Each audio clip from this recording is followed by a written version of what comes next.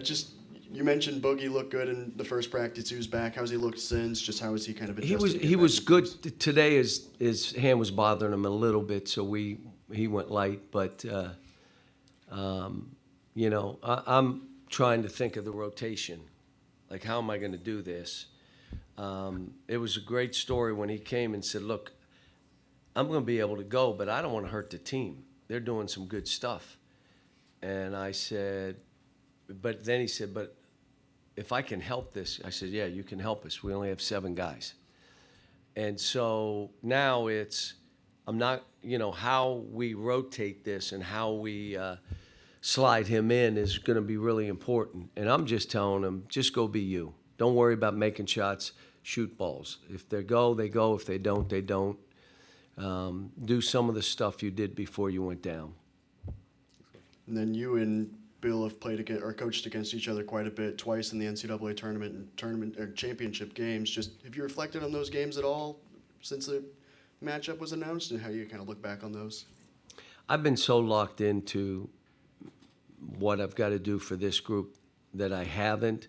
When I kind of predicted it, I predicted the whole to my team in practice. Here's what they're going to do to us? Should I say it that way? And the team is like, because I've done this. But playing someone that I really respect and have a friendship with, hard in this thing. It's hard because both of us are going to try to beat the other guy's brains in.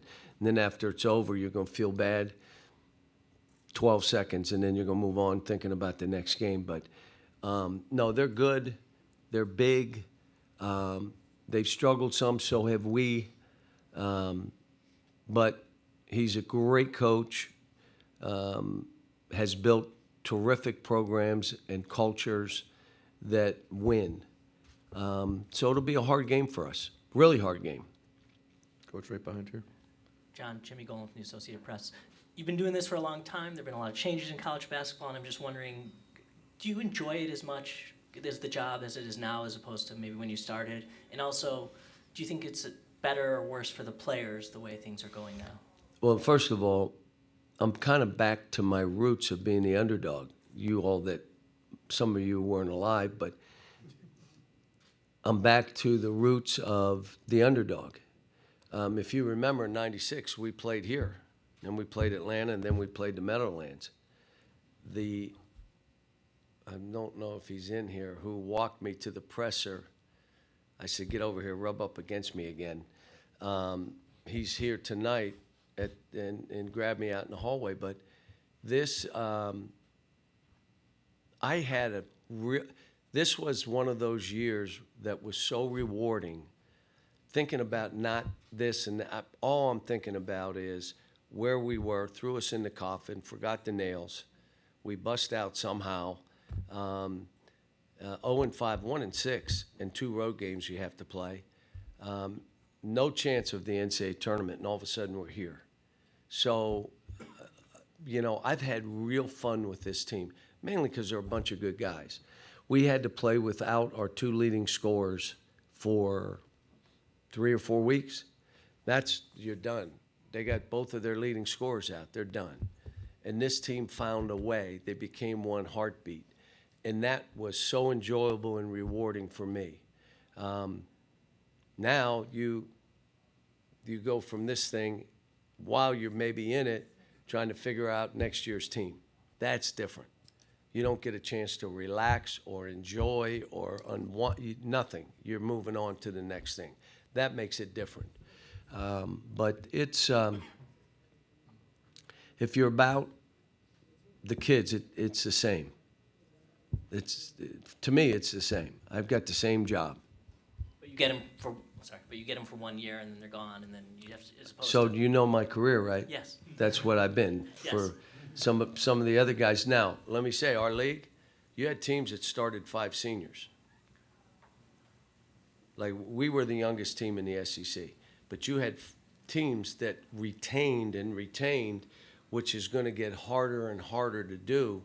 But they had, one team had a couple grad students and seniors. I'm not begrudging them. They're really good. But it's going to start where it's going to be hard to retain. And whatever's next, we'll just try to be first. I guess what I'm asking is, do you enjoy this job as much as the job that it was when you started? Well, when I started, I had no basement to go back to. Every game seemed to be life and death. I remember sitting in the locker room and saying, how did Coach Smith do this for 30 years, where I'm in the locker room not knowing whether we can win or lose? Then we got good, and 20-some of the games I knew we were winning. Done. And it was the other 10. Do you split them? Do you win them? What is it? Now I'm back to win or lose any game we played. And that means literally all year. We played 10 NCAA tournament teams, and I believe 5 or 6 of them in our preseason games or exhibition game, whatever you call them. So, no, it's different. The name, image, and likeness has made it different. The kids all being free agents. Guys, 15 years I had to retool teams every year. Maybe have 1 or 2 back, maybe have none back. Started 5 freshmen in what was that, 15 or 16? 15, I think. 5 freshmen, and we were in this tournament. Could you do that now? No. No way. There's just no possible way.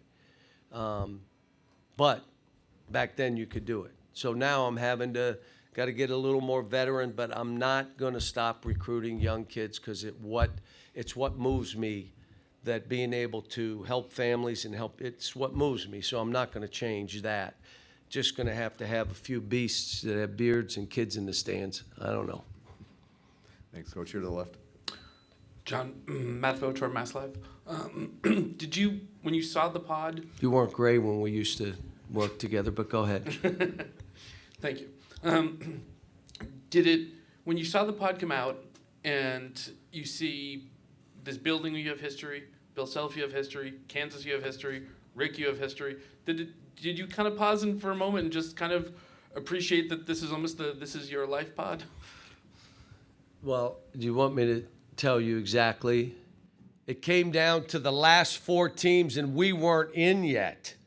And I'm like, could they possibly do that when 4 teams that got in were below us in the SEC? They can't do it. Can they do it? And we got in. Then I started breathing. And I still haven't thought of all that other stuff you talked about. We've got a hard game tomorrow. Hard game. And I just want to be at my best where I'm helping these kids for 40 minutes. I do everything I can to help them. This year I've had to do this a lot.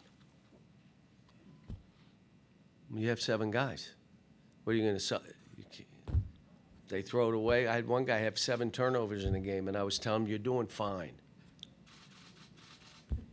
I mean, it's so, no, I haven't. But I know how good of coaches they are. And we're forgetting about Omaha. They had a heck of a year now. They're no like, well, they're not this and not. No, they deserve to be in this conversation too. Hi, John. Nick Coy from ABC6 here in Providence. Just your reaction when you heard that Providence was going to be the place where you play in the first and second round. Italian City. We already went out to Federal Hill, went under the pineapple. Let's go. Had a nice meal last night. And like I said, last time we came here, it was a lot of fun. At 4-0, we weren't able to go down there. I tried to tell the guys, you know. But it's, no, I love Providence. I do. I mean, it's, you know, it's been one of those places. By the way, their practice facility at Providence, oh my gosh. Like, wait a minute. I remember they practiced in that old building, you know, so they've really done some good stuff there. Coach, right here with Pete to the right. injury question on Thero. He's been considered doubtful for this game. Is there any chance he plays tomorrow? Yeah, no, he won't play tomorrow. John, do you have a question? John Fanza from Fox Sports. When you've gone through that of you don't know who's always going to be playing, and yet this team has gotten here and they've punched that ticket. Why has this group fought through a lot? Really, really good kids, starting with DJ. He's a culture builder. Billy Richmond is opposite. He could care less, and that's how he plays, and I'm happy. So I got to deal with some of his turnovers. Carter has gotten so much better. Jonas is healthy. TB is taking advantage of his opportunity. And I say one guy's misery is another guy's opportunity, and TB's taking advantage. Now we need Z. We need him to play. Nelly, everybody wrote him off, and all of a sudden now Nelly's playing well. It took him some time, but so what? We were a brand new team. None of us ever saw each other. We came together. I walked in, and I said, I'd like to see the team before the press conference. And I went in, there was no team. And so we had to piece a team together and do this. That means you better have good guys. And part of our thing, whether it be recruiting or this transfer portal, it's really important for us that they're good people, because it doesn't always go like this. Sometimes it goes like that. And the only way you can dig out is you have good people. Let's go here in the middle. Got time for two more right here in the middle. Michael Swain, 24/7 Sports. Coach, you started your season against KU, at least unofficially. When you look at this Kansas team, do you see much different compared to the start of the season? Or They what didn't are have those things? They didn't have Dickinson. They didn't have Dickinson. We didn't have Jonas. We were centered around Boogie.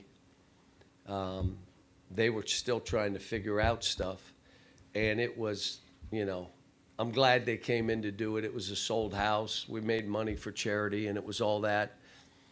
But no, it has no bearing on this game.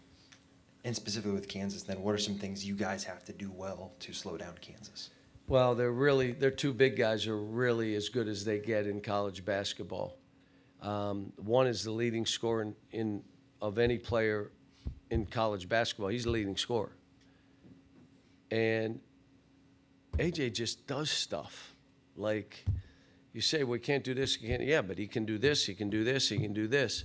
And their guards understand what they're supposed to do and how they play. I know they've struggled some, so have we. But I also know Bill will get his team right, and they're going to come into this game and play their best. My hope is we're who we are, and we can play our best. But it's this time of year you're still playing. It'll be a hard game. Thanks, Coach. One more in the middle here. Yep. Nicole Auerbach, NBC Sports. John, when you said that you predicted it and you told your team, is that about Kansas or is that about St. John's potentially in the second round? Both. Not that they would be the two. Okay. I said they would be the two. If we come out 10, they told me who the sevens were. I said, we'll play Kansas. And if we're the two, it'll be him. Now, I thought it may be played somewhere else. Still worth buying a lottery ticket, probably. Where do you think I thought they put us to play? Lexington? Come on. You know what and they didn't. I'm like, when I saw we weren't there, I'm like, wow, somebody must have been sick and went to the bathroom or something for them not to put us there. But look, this is so different for me in that fighting to get in it, the rewards of this. Let me say one other thing. Every one of these players was in a dark place at one point or another, really dark place. Questioning, can I play? Questioning everything. Every one of my players, and the first battle you have is with yourself. That's the first. Don't worry about the other. Worry about you. And your first battle is that. And we've gone through so much. I see kids smiling. Some of the guys, I'm like, I just love to see your smile. For 3 weeks, you had your head down and trying to say you're fine. And I also told him, you're never going to disappoint me. Not the way you are as a person and how hard you're working and what you are. I'm never going to be disappointed. Just go play. We still have, some guys that miss two. we'll miss 3 more. So they haven't quite broken through that. But we've got guys, like I guess throw out Billy Richmond. He just plays. If he makes mistakes, he'll look at me, my fault. Enough my faults. But he just plays hard. But, you know, it's, for me as a coach, and me telling him this experience of being in a dark place and overcoming it, not someone else, you overcame it, is going to be with you for the rest of your life. And when you're in a dark place, you'll know I can bust out of it. And so we've had those kind of life lessons with this group. But it's been rewarding. Now, it'll be really rewarding if we play well tomorrow. And playing well will not guarantee that we'll win the game because they're really good too. Thanks.